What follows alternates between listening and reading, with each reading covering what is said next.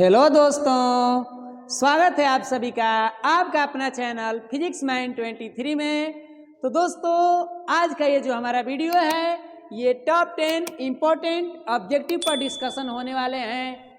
तो दोस्तों, इससे पहले हम टॉप 10 VVI ऑब्जेक्टिव को वीडियो बना चुके हैं जो कि वो हमारा प्रकाश के अपवर्तन से ही है। तो प्लीज़ आप उस वीडियो को देखें, आपको डिस्क्रिप्शन में लिंक मिल जाएगा और तब आप इस वीडियो को देखेंगे तो और बातें अच्छे से समझ में आएंगी। तो चलिए, कोई बात नहीं, हम उम्मीद कर रहे हैं कि आप देख लेंगे। तो आइए शुरू करते हैं हम लोग का आज का ये टॉप 10 इम्पोर्टेंट ऑब्जेक्टिव। और ये ऑब्जेक्टिव हमारे कौन से चैप्टर से हैं? तो प्रकाश के अपवर्तन चैप्टर से हैं। तो शुरू करते हैं कि पहला क्वेश्चन क्या कह रहा है। तो देखिए, थोड़ा सा जूम कर लेते हैं ताकि चीज़ें हमारा अच्छे ढंग से दिखे। तो फर्स्ट क्वेश्चन कह क्या रहा है कि अवतल लेंस का अन्य नाम है। अब देखिए, एक लेंस का अन्य नाम भी तो हो सकते हैं, जैसे उत्तल लेंस का अन्य नाम। उस पिछले वाले वीडियो में हम देखें कि उत्तल लेंस का अन्य नाम क्या है। यहाँ क्या पूछ रहा है? अवतल लेंस का अन्य नाम है। तो देखिए, अवतल लेंस का जो अन्य नाम है ये है अपसारी। क्या नाम है? अपसारी लेंस। और क्यों अपसारी लेंस है, अब इसकी कारणों को थोड़ा हम सब्जेक्टिव में चले जाएंगे। थोड़ी बहुत हिंट से हम समझ लेते हैं कि इसे अपसारी क्यों कह देते हैं। तो देखिए, इस अवतल लेंस का मुख्य काम क्या होता है, ये इसका एक चित्र है अवतल लेंस का, ठीक है। तो इस लेंस में एक खूबी होती है कि अगर कोई प्रकाश की किरण मुख्य अक्ष के समांतर जाए और इस लेंस पर पड़े तो ये लेंस क्या करता है कि इनको विभिन्न दिशाओं में फैला देता है। विभिन्न दिशा में क्या करता है? फैला देता है। और फैलाने की क्रिया ही क्या कराती है? अपसरी कहलाती है, माने अपसरित, ठीक है ना। तो इसीलिए फैलाने के चलते इसका नाम क्या बन गया? अपसारी लेंस। क्या बन गया? अपसारी लेंस। तो उम्मीद करते हैं कि ये पहला क्वेश्चन समझ में आ गया होगा आपको। अब आगे बढ़ते हैं दूसरा क्वेश्चन की तरफ कि क्या कह रहा है। तो देखिए, नेक्स्ट क्वेश्चन है कि किस लेंस के द्वारा सिर्फ काल्पनिक प्रतिबिंब प्राप्त होता है। इस क्वेश्चन में एक बात पर फोकस करिए, किस लेंस के द्वारा सिर्फ काल्पनिक। देखिए, सिर्फ बातों को समझना होगा क्योंकि अब कह रहा है कि उसमें वास्तविक नहीं आ सकते हैं, ओनली फॉर क्या आ सकते हैं? काल्पनिक। इसलिए बात को ध्यान देना है। तो देखिए, जो उत्तल लेंस है ये वास्तविक अधिकतर बनाता है, लेकिन एक ऐसा कंडीशन है कि वहाँ काल्पनिक बना देता है। अगर आप पढ़े होंगे सब्जेक्टिव में कि लेंसों में प्रतिबिंब का निर्माण, तो वहाँ उत्तल लेंस में एक कंडीशन है कि काल्पनिक बनता है, लेकिन ये कह रहा है कि हमको चाहिए वैसा लेंस चाहिए जिसमें सिर्फ काल्पनिक बने। तो भैया तब तो उत्तल नहीं होंगे, तो हमारा होंगे क्या? अवतल लेंस। क्या राइट आंसर होंगे? अवतल लेंस।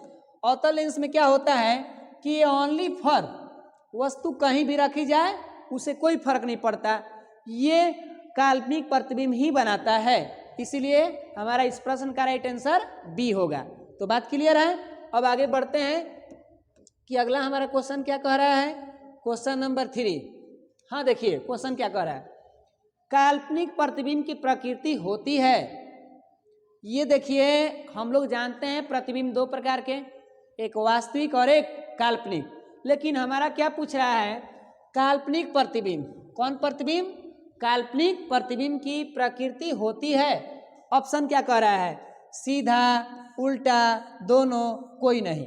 तो देखिए, जो काल्पनिक प्रतिबिंब होता है ये चाहे दर्पण हो या लेंस हो, दोनों में बात का ध्यान रखना है।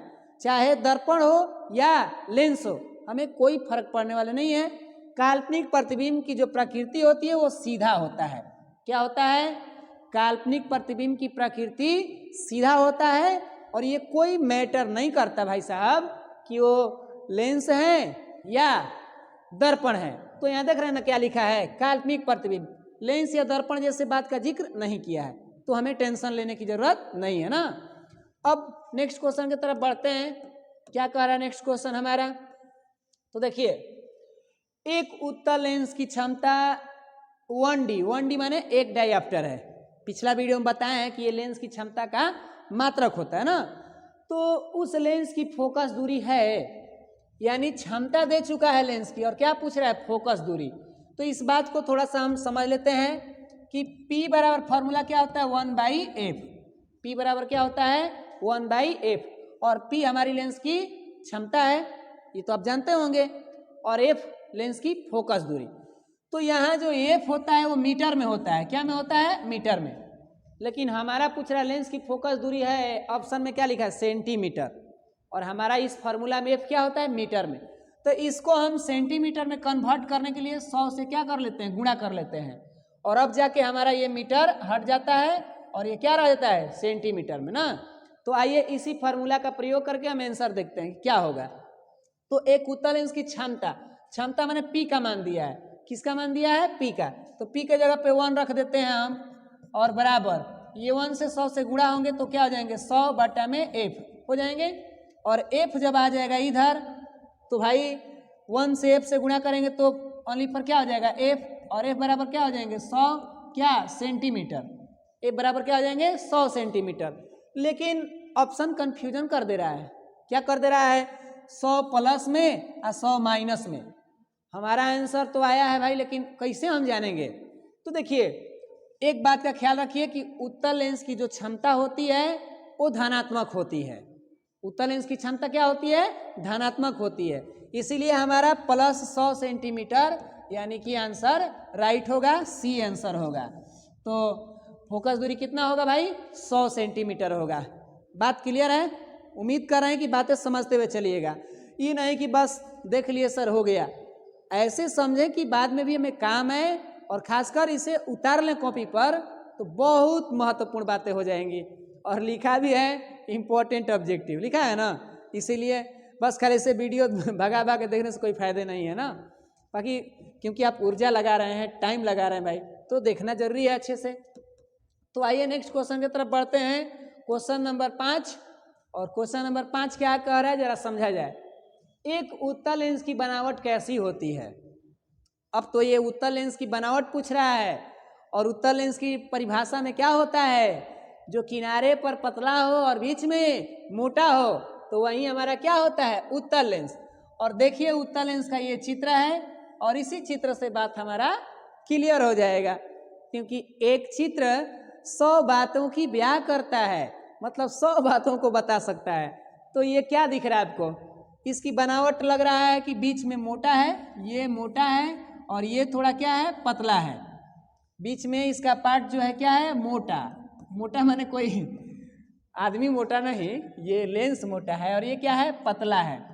तो अब कहेंगे सर पतला, तो अब छोड़िए उस सब बातों को, पतला की बात छोड़िए क्योंकि हम ही पतले ही हैं तो क्या दिक्कत है। तो क्या कह रहा है सभी जगह समान मोटाई का, ये तो बात नहीं होगा, बीच की अपेक्षा किनारों पर मोटा, देख लीजिए बीच की अपेक्षा किनारों पर मोटा, यो बात गलत है भाई। अब कौन होगा ये ध्यान देना है, किनारों की अपेक्षा बीच में मोटा, ये बात राइट है, किनारों की अपेक्षा बीच में मोटा, तो हमारा आंसर सी होगा।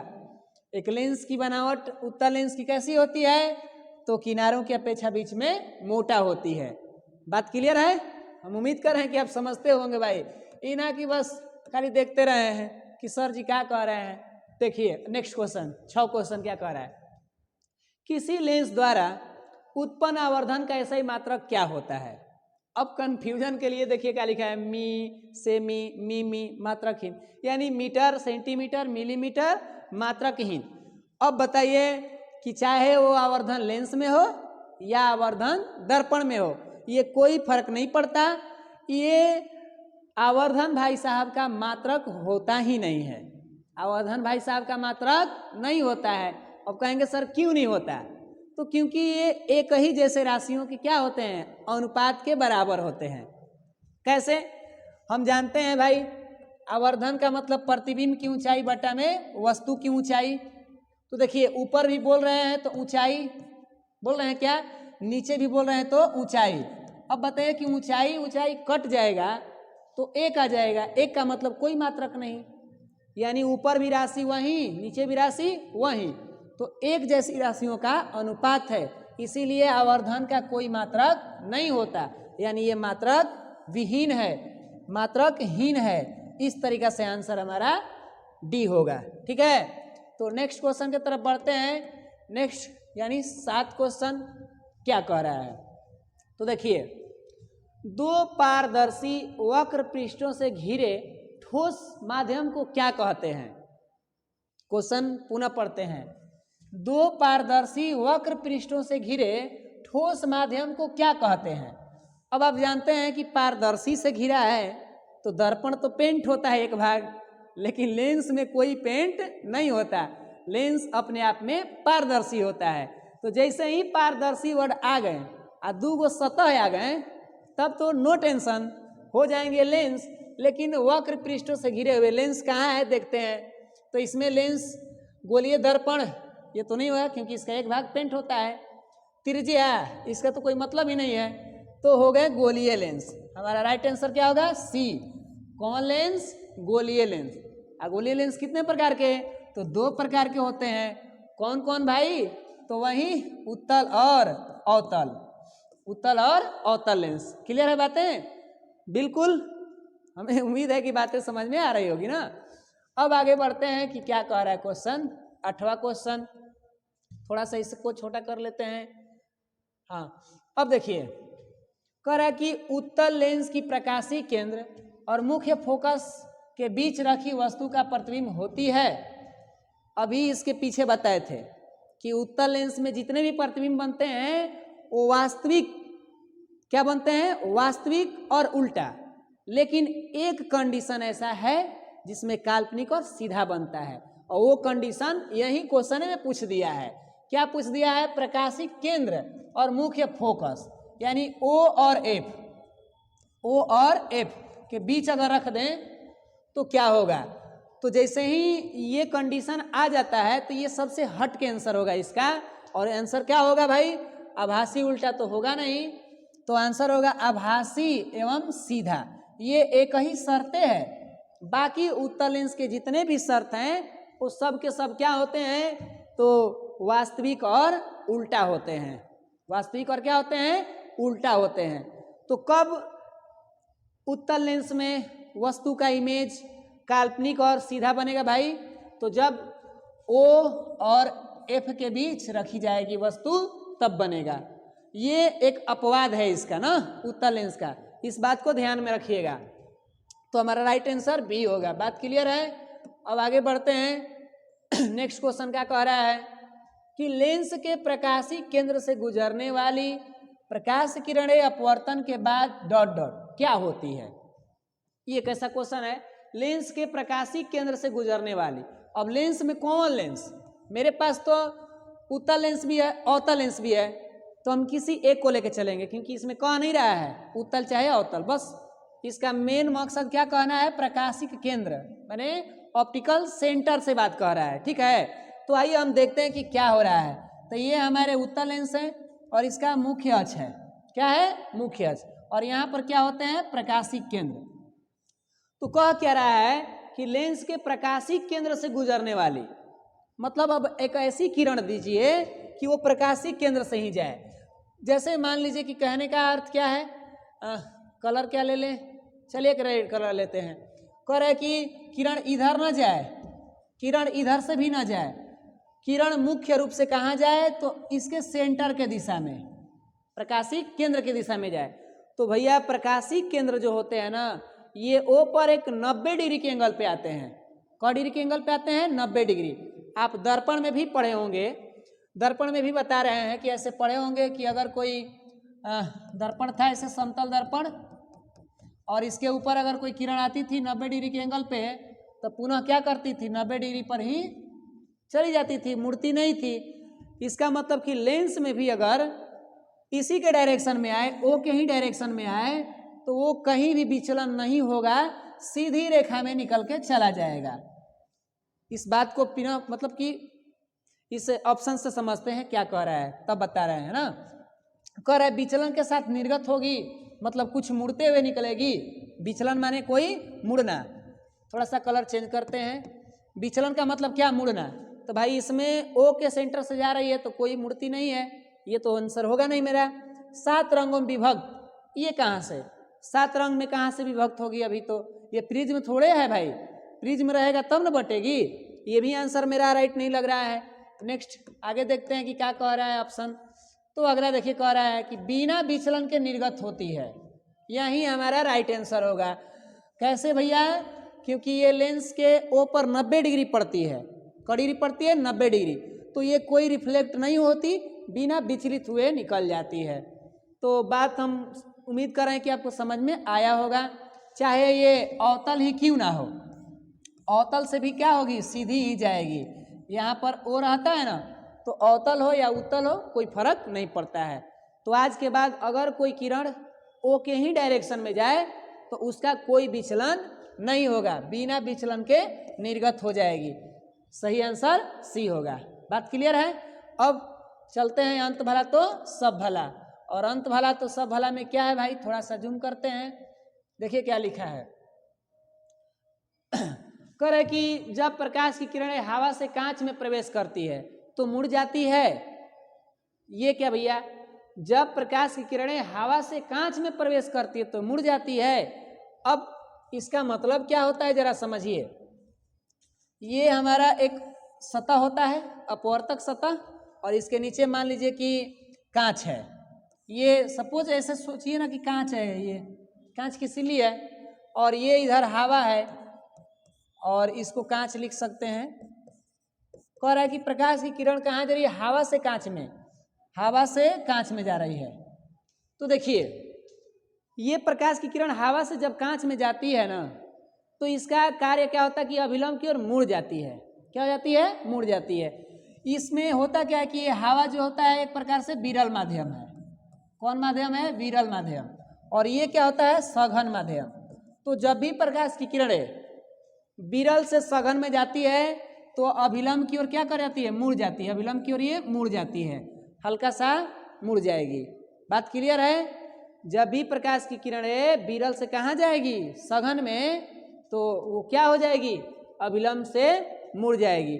ये बात अगर हम ऐसे ना समझें, थोड़ा सा इस तरीके से समझ लें कि ये कोई अपवर्तक सतह है, इसके नीचे जल है, पानी है, इस तरीके से देखिए, और ये हमारा अभिलंब है। इस पर थोड़ा और अच्छे से समझ में आएगा बातें। और कलर थोड़ा बदल लेते हैं। ये प्रकाश की किरणें जा रही है, इसको जाने का तो इरादा था कि सीधे रेखा में जाएंगे। कहाँ जाएंगे? सीधी रेखा में। लेकिन माध्यम बदलने के चलते माध्यम की प्रकृति ने उसको अपनी ओर क्या कर लिया? खींच लिया। माध्यम के कण भी अपने आप में अलग मिल गए। इधर हवा के कण हैं और इधर का है जल के कण। तो जल के जो कण हैं वो क्या कर लिए? इसमें अपनी तरफ कुछ उसे अट्रैक्ट कर लिए, उसके अणु खींच लिए।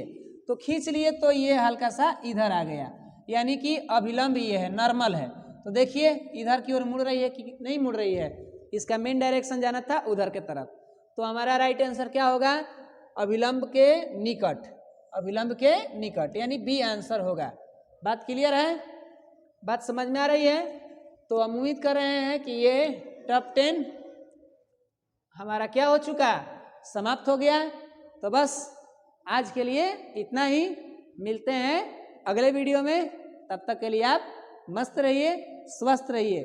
जय हिंद, जय भारत।